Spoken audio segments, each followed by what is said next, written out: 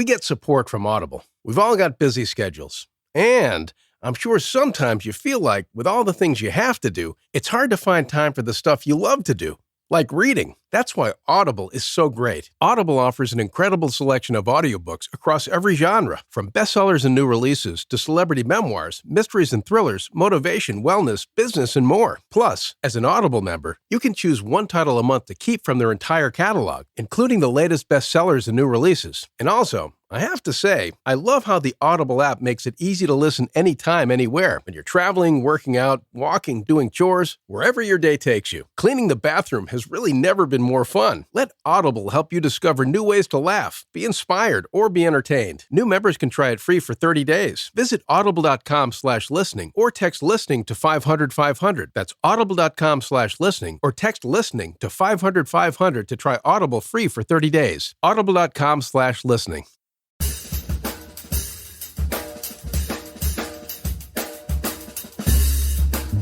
I mean, no one plans to get sick, and yet, here we are. My name is Matthew Zachary. A quarter century ago, I was given 6 months to live with a diagnosis of terminal brain cancer. For more than 15 years, I've been ranting and raving on the air about stupid cancer, and now, stupid healthcare, and I'm just getting warmed up. So let's all go make healthcare suck less together, because you know what? We're all out of patience. Hey, that's the name of the show. Hello there, friends. Welcome back. Before we start the show, I had a favor to ask. I'm really looking to get a few more reviews on Apple Podcasts. It would mean a lot to me if you took the time to leave a 5-star rating, a 4-star rating, or a 1-star rating. I won't like you, but you have the right to do that. In any case, it means a lot to hear what you have to say about the show. We do our best to provide the most interesting guests and the most comically 80s-laden conversations as possible. On the show today, I'm going to welcome someone very different, very special. Karen Haberberg is a New York-based photographer and the author of several books, including one called An Ordinary Day: Kids with Rare Genetic Conditions. She learned how to shoot when she was 12. Her dad was a photographer, and she was quickly drawn to the storytelling and the art of images through the rare disease communities. We talk a lot about what her emotions are like when she builds compositions of images, when she goes on site and shoots children that are ill, how she represents humanity and dignity and not pity in those images. Her photos have been showcased all over the place. The Wall Street Journal, New York Times, Daily News, HuffPost. She's been on ABC, Good Morning America, New York One. And of course, no show would be incomplete without channeling our Gen X-ness, dropping our film off at Photomat, waiting a week and hoping we shot decent photos. Instead of just, oh, that didn't come out right. Delete. New photo, iPhone. We've come so far, and yet the still image is the most evocative, representative way to showcase humanity through illness. Enjoy the show. Karen Haberberg. That's alliterative. Did you inherit that? I did. Was that an upgrade? And I didn't give it up. No, I'm surprised. That's the Haberberg. It's got personality. What was your maiden name? That is my maiden name. Whoa, you kept it. I literally didn't give it up. So your husband didn't also just happen to be Haberberg? No, he did not. That'd be ironic. That would be. My parents had friends from the 70s. Their last names were both Schindler. Oh, gosh. And they met and got married and they kept Schindler. How convenient. Totally convenient. Don't change the towels. And they're probably do-gooders. Oh, they're good people. Yeah. They're really good people. How do you think I reacted to the following question my daughter asked me a couple of weeks ago? And she's 12. The listeners, she's 12. Okay. Daddy, how did you take pictures when you were growing up without phones? Well, it's a fair question. Right. It's sort of like, how did we make a phone call with what was a dial tone, right? A what? I'm sorry? Yeah, exactly. My kids picked up a phone once and was like, what's that noise it's making? Right. So, yeah, she's definitely got a point. Unfortunately, that a lot of the world feels that way. Yep. I obviously do not. In fact, today walking over here, I saw some cool umbrellas randomly hanging That's in a window. street art in real time. Exactly. And I was sorry that I only had my phone and not my camera because I just don't think it does it justice. Well, part of what I think we can talk about today is the fact that you can actually have a camera that isn't a phone. Yes. Yes. If that's what we should, I should rethink this interview. What am I doing with two devices? I brought my camera here today, just walking around. So That's pretty cool. I get it. Also, another observation my son made, we were watching, I think, All in the Family, probably inappropriately All in the Family, but we wanted to watch these things. Love it. And Carol O'Connor slammed the phone down in some angry thing. And my son went, "Wait, you can't really do that with an iPhone, can you?" I said, "Man, do I wish I could slam an iPhone down." That's so great. What a great observation. Great. Yes, totally. Totally amazing observation. We should have brought him. He's been on the show. Oh, yeah? He and his Cool. sister have been on the show. They're going to come back soon because it was the most listened to episode of my show last year. That's awesome. So you have kids. I do. How old are they? I have a 15-year-old daughter and an 11-year-old son. So we're on the same age. I saw you graduated in the 90s with me. We're sort of Clinton graduates, if you would. I loved him. I love at the really time. channeling nostalgia on the show, especially, we can dig into your career as a photographer. My dad had a Minolta he carried around with him in the 70s. We did the Clark Griswold, station wagon vacation across the country as obligated as Jewish people from New York City to do. That's amazing. And he brought this Minolta in a leather sack with all these lenses, and he taught me. He had a development studio in the basement of our house with the red light. A dark room, yeah. Thank you. That's the word. Yep. So did you have a dark room? I did not. I've had access to a dark room for a long time until, I don't know, maybe 5-10 years ago, and they're really hard to find.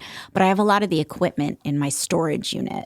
Yeah, they probably weren't very healthy for you to breathe those things in all the time. Probably not, but I still would love to take my kids to check it out. When the image comes up, it's just amazing. Oh, it really is. It's like it really magic. Is. I mean, people listening to the show are generally around my age, like millennials, Jaxers, some boomers. We can appreciate Photomat. Totally. Like Robin Williams' 1 hour photo hasn't aged well by today's standards. My daughter recently bought one of those disposable cameras, but the ones with the film. They still make those? They do. No way. Yeah. Yeah. Remember the little cubes, the flash cubes? Mm-hmm. You have to buy. I'm out of flash cubes. I can't shoot anything at night. Remember when you had to shoot a whole roll of film and get it out of your camera because it was for daylight, but it was dark out? That's right. Now you have ISO. I need 800 instead of 400. Exactly. Damn me. Curse you, Kodak. Exactly. Rip Kodak, by the way. So what got you into photography? We're going to talk about your work in shooting, I guess, a snapshot of history in healthcare and human beings in those stories. But what got you into this? When I was 12 or 13, my uncle, who was a photographer, gave me a manual camera, a Nikon. And I was like, oh, this is cool. But he was already a photographer. He was. Okay. I definitely was not. I didn't even understand what he was talking about with the f-stops and the shutter speeds. Right. And finally it sunk in, and I loved it. I loved it. Were you that annoying 8th grader that walked around school taking pictures of people without their permission? When that I was okay the to do? annoying 10th grader who did that. Ah, okay. I had a camcorder in high school because my dad taught what was AV back nice. then. So I went around school every now and then with this giant thing on my shoulder, just shooting people who video waivers? What's that? Yeah. Oh my gosh, that's so funny. Yeah. So what was the reaction? What was the dopamine hit that you got from learning how to take these pictures? That's a good question. I mean, now it's different than then, but it changes over time, I think, what's important to me. So now, can I talk about now or I have to talk about then? Well, I guess I should just lean into one more question here, which is, do you still have those photos? And if so, was Aquanet the sponsor? Okay, so truth be told, I just had all of it scanned. I spent several $1,000s to have all my negatives scanned, thinking I was going to find some brilliant photos. Right. And I didn't. What I did You were in find, 10th grade, though. what I did find is really great family memories. So I Yeah. got some great shots of my parents that are just beautiful, but nothing I'm looking to put on my website and sell or anything. Do you think we've lost the art of film? Is that a fair question in 2022? Now people are kind of trying to also make their photos look like they were shot on film. Right. And frankly, I mean, the digital era in photography has been helpful in a different way because there's so much ability to retouch and fix and things like that. But yeah, I do think an art form has been lost. When was your first DSLR? And was that did you give in? In the 90s, I think. Oh, wow, because okay. my clients were like, I don't want to pay for this film crap. I want it immediately and I want to email it to my friend. And so Right. I kind of had no choice in terms of professionally to switch. Makes sense. Also, another 80s throwback is, remember back in the days when you took a picture and just hoped it was a good photo? Yes. And you had to wait to get the pictures from I Kmart? had to take notes sometimes. Yeah. Like these were my settings and now I'm going to try this because Right. I wouldn't want that white to not be white enough. Right. It's like we just take so much for granted today in terms of, oh, that was a bad picture. Delete, take a new one. Totally. But the problem is that everyone thinks they're a photographer now. Yeah. And they're not. No. Well, that's a good question because I'm a concert pianist and I always look at music in a very different way than other people do. And I assess performances and I analyze the way people interpret music and their choice of interpretation and styling and how they perform. Do you feel that sense without being erudite about it? But do you often see yourself through the lens of a photographer? Good one. Yes. Never heard that one. Never, ever, ever heard that one before. Yes. I mean, if someone asks me, oh, is this a good picture? I'll give them a constructive answer. I also teach photography, so I'm very used to seeing a range of images. I love looking at images of all kinds. But yeah, I can be judgy in my own head about what they could have done differently or, even professionals. There are things that I think that could have been a little better. That rule of thirds was kind of a rule of fourths. But to be fair, sometimes I see photos, obviously, of photographers, and I'm like, I wish I took that picture. Right. There's some beautiful stuff out there. So flashing forward to today, you are, I think I was reading on your site, Portraiture and the Documentation of the Human Condition. Wow. I did read that off the paper. That sounds I'm good. cheating. Yeah. You must be doing something right with all those syllables. Those words. Lots of syllables. How many human conditions are there? A lot. There's way too many human conditions. More than I'm going to be able to cover. Well, where did you settle? When you first realized I can capture stories through images beyond just taking pictures of my friends with Aquanet in high school, which good is still question. valuable. I really enjoyed photographing people. One of my first projects, I was pretty young at the time. I did a documentary kind of photo thing on a young man who was deaf and mute and blind and worked on a farm in Queens. And I shot it in black and white slide film. And I just thought, wow, this is amazing. I love this. I love learning about this guy and his family and what he does and seeing how he's this productive member of society. And I was like, this is great. I had a first career in something else while I was doing photography on the side and wasn't brave enough to make the leap at the time. But I remember that being the moment I was like, I'd love to be a photographer.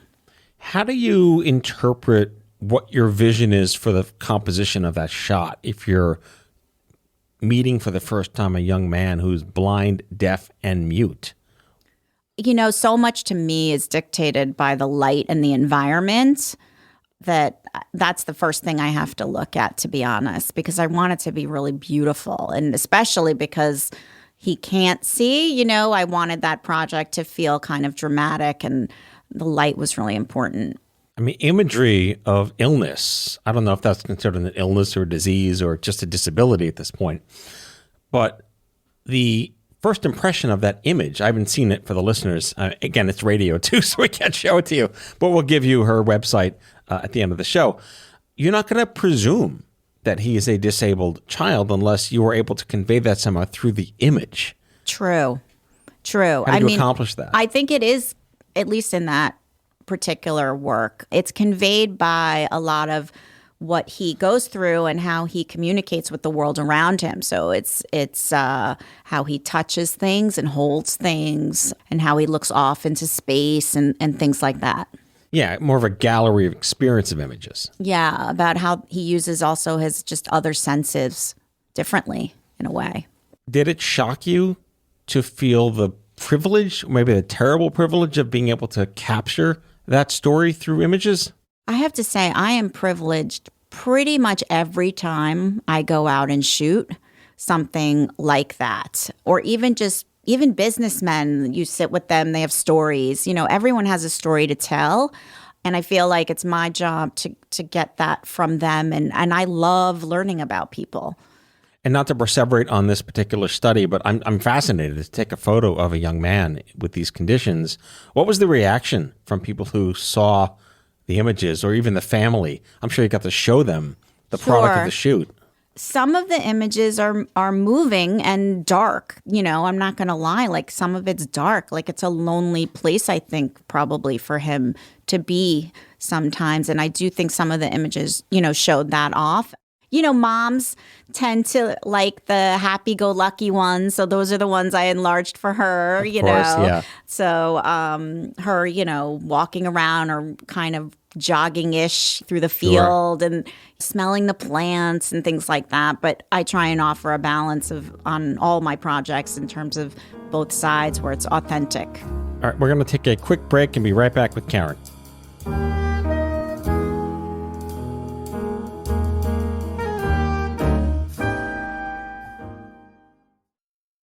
Has your chronic illness made it difficult to continue working in the traditional way? Want to learn how to find and create flexible remote work that both accommodates your chronic illness and generates an income? Join the Patients Getting Paid membership, a community of chronicpreneurs where people just like you find workshops and trainings, weekly updated condition-specific gigs, twice monthly coaching calls, co-workings, accountability, and the kindest community to support you on your path to make money while working from anywhere and taking good care of yourself. Learn more or join us at patientsgettingpaid.com. We all struggle with feeling like there's not enough time in the day to be productive personally or professionally. We all struggle to make our time matter. It's time to take control. It's time to start investing in the corporation of you. At Athena, they've helped over 700 ambitious professionals achieve more by connecting them with best-in-class, globally remote executive assistants.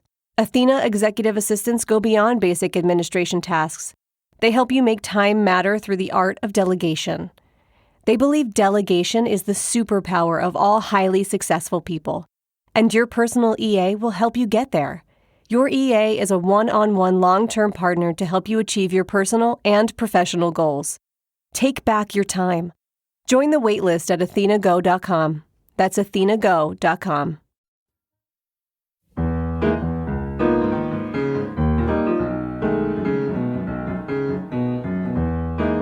All right, I want to go into, as a cancer survivor myself, this notion of sick people in pictures.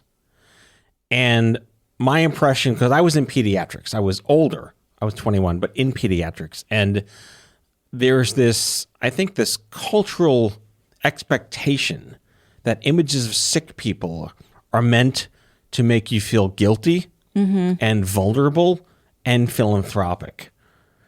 And I don't like that. It makes me uncomfortable that the sick, dying, bald kids are the impression people want to get from a hospital versus the thriving stories of children who are championing their disease and the families that are celebrating the life that these children regrettably have to live through.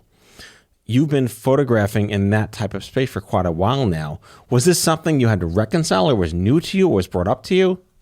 I had to reconcile it for my first book, which is An Ordinary Day, Kids with Rare Genetic Diseases, because I wanted to not make a book that was just about showing their struggles, right? Which often are interesting photographs. So I had to balance that in my mind with really giving a full sense of the person. So you have those joyous moments and those moments of triumph like you described. And then you obviously have moments that they're struggling because that's legitimate, and they are. But I do think there's a balance that's hard to reach. And I also think some of it also depends on the photographer in terms of how they're connecting with the subjects and just being sensitive to where these kids or adults or whoever are at is really important when I'm shooting. Yeah, it's a slippery slope between pity and joy. Yeah, and there's a slippery slope also between taking more stereotype kind of photo and something where you feel like you're almost using the subject, like you said, which I don't adhere to. I know you should never read the comments, but I took the liberty of looking at your ratings of the book on Amazon. I've never looked. You have like 35 five-star ratings. Oh, wow. That's great. I mean, who would dare say bad shit about a book about this? But in all seriousness, I want to read one just to hear your reaction. Sure. These inspiring stories and photographs capture humanity at its best. The beauty and genius in every child and the unconditional love and dedication of their families is a reminder to take nothing for granted and to find meaningful ways to include children and families who may feel isolated. I love that. Thanks, whoever wrote that. You did some good. Like a misvote to write the book. I hope so. What got you into wanting to write that book? I had a brother who died of a rare disease before I was born. He died from Tay-Sachs. And my mom and dad were always really invested in raising money and doing things for the Tay-Sachs organization when I was growing up. And I also know to this day how traumatized they are from that experience of losing a child. And I wanted to give back in some way. And then more recently, my best friend in the world has a child with a rare disease called Angelman syndrome. And I just kept thinking, like, what can I do to show how isolated people can feel and how challenging it is for these families? So I just did on spec, like one shoot through the Tay-Sachs Foundation of a family. And I was there for 10 minutes and I was like, I have to do a book on different rare diseases. I know there's no way to kind of pick your favorite child, but does any one particular experience in the last couple of years for you stand out? Oh gosh, there's so many. It is like picking your favorite child. My friend whose son has Angelman, obviously I'm super close to, so I know the days in and days out of it for her. But each family really did provide a different perspective, and I just felt so much for them. And actually similar to what the person just wrote in that review, when I went home, I felt really privileged to have been allowed into their world and also grateful for the perspective that it gave me. I'd go home and hug my kids and kiss them and just thank God. Yeah, one of the more, I would say, inspiring messages I got was from a colleague who was an actress, and she played a cancer patient on a TV show that I was a scriptwriter for. Oh, cool. And to get into character, she hung out with cancer patients like day in and day out for months at a time, but she got to turn the cancer off when she went home and had tremendous guilt for the privilege of portraying them. Do you have that emotional connection to these individuals, these children, and then you go home and you can't really turn that off? Absolutely. I feel like I have 27. There's 27 kids in my book. I feel like I have 27 more people to worry about on a regular basis. Yeah. Yes, absolutely. Because you're allowed into a very vulnerable space, and the struggle and even the beautiful moments, it's meaningful. And I definitely feel that way. I mean, your photos have been pretty much everywhere. You've been exposed. That sounds terrible. Uh-oh. Your exposures have been exposed, but you've been all over the media. I'm reading here the Times, the Journal, the Daily News, Huffington Post, Time at New York, the Daily Mail, Cosmo.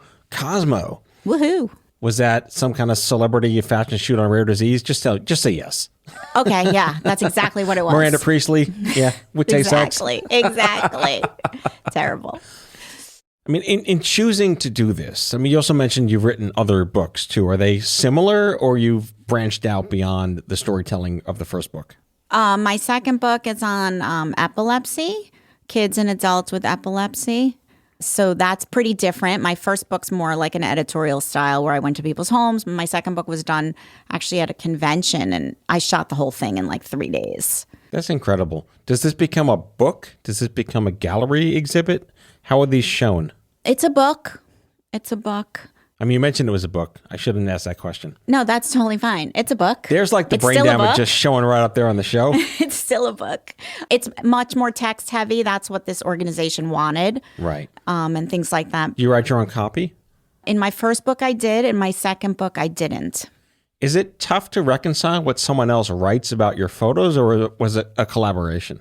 It's much more of a collaboration, and they're more telling, the author in the second book at least is more telling the story of that was relayed to them. So we're trying to really keep the same words of the people interviewed and try and, pull out the important parts. So you're from Tay-Sachs to epilepsy. I don't even want to know what the third book was about. Well, the first book, to be fair, wasn't just Tay-Sachs. It's 27 rare diseases. Okay. A whole panoply. Yes. A smorgasbord. Unfortunately, there's like 7,000. So it's, So you've worked with one of our partners, Global Genes. Yes, I did. What I was love that like? working with them. They're great. They're amazing. Great organization. Actually, they got the word out a lot about getting me people for my book, because they cover different rare diseases, and they're, a lot of organizations are focused on one, or an area. So what I love about them is they're kind of broad, and I didn't want to feature just one particular type of disease or condition. Did anyone feel pandered to by being kind of like trotted on stage, rhetorically speaking, for a photo shoot, or everyone embraced the opportunity to tell their story through image? Everyone who contacted me embraced it, in my opinion, and were incredibly accommodating.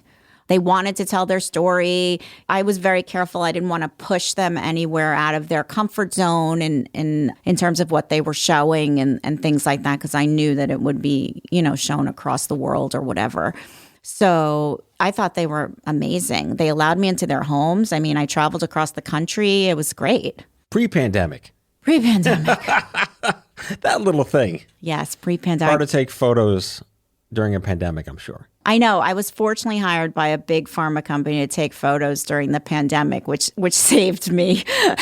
What did you shoot? This is important. I actually shot people in their homes working from home, like diversity, for a diversity and inclusion kind of project. You should have led with that's fantastic. Why, thank you. Lead with that. Okay. We'll do You that gotta again. update your LinkedIn. I swear. I know. That's powerful. It was amazing. What were those images like? Can we find them somewhere? They're on your homepage? Yeah, we can find them somewhere. Sure. Find them somewhere. I have stuff on my website in my lifestyle section, I think.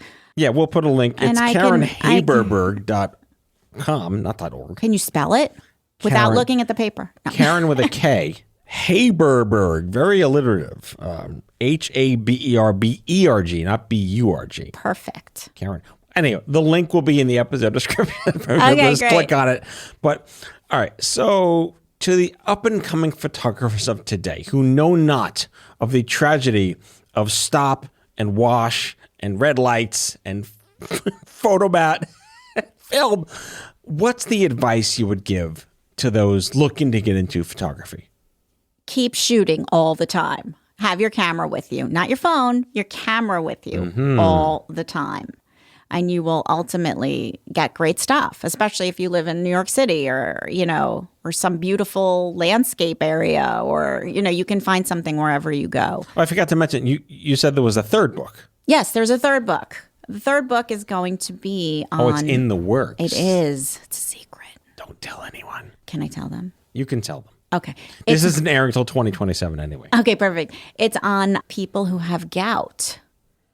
Do you know what that is? It's often dismissed, but it's a pretty serious condition, isn't it? It's really debilitating. It's really debilitating. It's an excess of uric acid in your body, for those of you that don't know, and often lands in your foot or your joints. And there's some preconceived notions of who gets it. People used to associate it, I guess, which king had it? One of the kings, Edward or Henry or whatever. But basically people associate it with heavy-set men who are pretty well off, who drink a lot of wine and eat a lot of steak. But that's not pretty actually much accurate. every man. Certainly in New York. Every American man. So that's not really the case. And we're trying to kind of show what it does to you, even if you can't see it, and what's going on in your body and how it can affect you. That's another really important takeaway here, is this idea of invisible illness. I agree. Which is the rare disease universe writ large. I mean, even the cancer space, a lot of chemotherapy doesn't make you lose your hair. Right. But you look great. Yeah. How do you reconcile that in the creative process of shooting, where someone may look perfectly healthy, but deep down inside they are in wretched agony every day? From a photographer's standpoint, it's definitely a challenge. Like, it's harder, and you have to kind of conceptualize each disease, condition, whatever you want to refer to it as, differently when you can't visibly see it. So you have to sort of also photograph, but how it affects them. What does it hold them back from? Or what's actually going on in their body? They could hold up a X-ray and, that's color-coded with where the disease is. Or, you really have to brainstorm what that looks like for them in their lifestyle. I recall a couple of years ago, there's a pharma company named Eli Lilly. They had a program every year, a very authentic program. I mean, you can have your own opinions on pharma. It was called Oncology on Canvas. And it sounds like an art project, but really is a photo project. They gave cameras to cancer patients who were not professional photographers, or even some might have been, and they asked them to take pictures of what it was like for them on their journey. And then they had a traveling gallery of these framed images. Nearly all of them were black and white. I don't know. They just gave the black and white film or whatever. But it was an astonishing tale in when someone who isn't a photographer takes images that they're representative of. Have you experienced the art of other patients and seen what they're capable of expressing and then maybe shooting their art? I've seen only, or mostly, I should say, photographers who are photographing their own experience maybe, or their father's experience, going through things. I don't think I've seen what you're referring to, no.